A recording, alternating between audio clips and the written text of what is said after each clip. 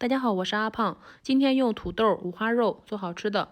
五花肉先去皮，再切成块，放入料理机里面，加入葱和姜，打成细腻的肉泥。肉泥搅好后，放在一个大一点的碗里面。现在开始处理一下土豆，把土豆切成丁，向里面打入1颗鸡蛋、蚝油、生抽、老抽、小磨香油、十三香，不喜欢也可以不加。再加入食用盐和1勺玉米淀粉，搅拌均匀。搅拌匀之后，搓出一个大一点的肉丸子，放在碗里面，中间再戳出一个窝窝，